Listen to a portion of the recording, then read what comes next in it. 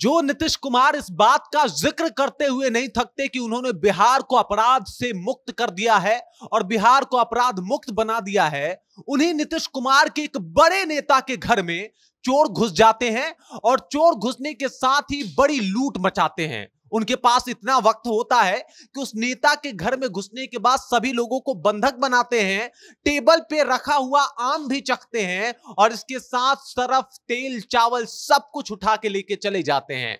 क्या है पूरी जानकारी, क्या है सुशासन बाबू का पोल खोलता हुआ ये जानकारी, इससे आपको रूबरू कराएंगे। लेकिन उससे पहले, मेरा नाम है रजत और आप देख रहे हैं जनता जंक्शन। आपने हर बार सुना होगा नीतीश कुमार का जो दावा होता है, जिसमें वो कहते हुए ये नजर आते हैं कि बिहार को उन्होंने अपराध मुक्त बना दिया है, बिहार में कहीं आपको अपराधी नहीं दिखाई देंगे। लेकिन अब बिहार के एक जेडीयू के बड़े नेता के घर में चोर घुस जाते हैं और एक दो नहीं, पूरे 30 चोर घुसते हैं। घुसने के साथ ही उन नेताओं को वो बंदी बनाते हैं, उनको गिरफ्त में लेते हैं और उसके बाद उनके घर का सफाया कर देते हैं। मतलब गहना, पैसा, यहां तक कि चावल, सरफ, तेल सब कुछ उठा के लेके चले जाते हैं और नीतीश कुमार का दावा फेल होता हुआ नजर आता है। और जो तेजस्वी यादव इस बात का हमेशा से जिक्र करते आए हैं कि अगर ये मंगल राज है, जिस तरीके का बिहार में अपराध है और अपराधीकरण है, तो फिर जंगल राज की सही सही परिभाषा बताई जाए। जो तेजस्वी यादव इस बात का जिक्र करते आए हैं कि भाई बिहार में जिस तरीके से अपराधी घटनाएं बढ़ी है, अपराध का अपराधीकरण बढ़ा है, वो कहीं ना कहीं नीतीश कुमार के सुशासन वाली सरकार पे जोरदार तमाचा है।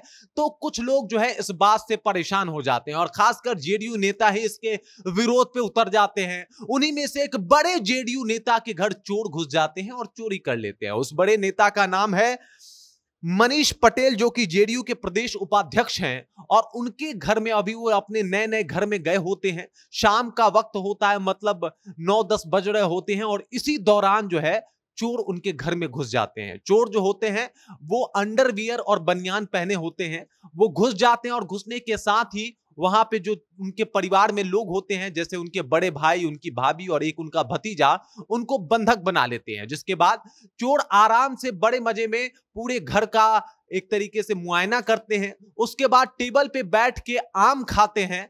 आम खाने के साथ साथ चावल, तेल, घी सब कुछ उठा ले जाते हैं, जिसमें मनीष पटेल ने बताया कि 38,000 रुपए नगद और 8 से 10 लाख रुपए का गहना भी शामिल है। अब आप इस बात से अंदाजा लगा सकते हैं कि सुशासन बाबू की सरकार में जब उनके ही कार्यकर्ता, उनके ही बड़े नेता सुरक्षित नहीं हैं, तो किस बात का सुशासन का सरकार है और किस बात पे वो इतना इतराते हैं कि उन्होंने बिहार से भ्रष्टाचार, अपराध जो है वो बिल्कुल मुक्त कर दिया है। और उन्होंने ये बात हमेशा से कहा है, इसके ऊपर वोट भी लेते हैं कि भाई हमने भ्रष्टाचार मिटा दिया है, हमने अपराध जो है वो खत्म किया है। अपराध ऐसा खत्म हुआ कि उन्हीं के नेता के यहां चोर घुसते हैं और चोरी कर लेते हैं और इसके ऊपर पुलिस जो है अभी उन चोरों की तहकीकात कर रही है। लोग बोल रहे हैं, पुलिस बोल रही है कि भाई ये कच्चा बनियान गैंग के लोग थे जो आए और चोरी करके चले गए। एक बार फिर से इस बात की आशंका जताई जाने लगी है कि एक बार फिर से कच्चा बनियान गैंग जो है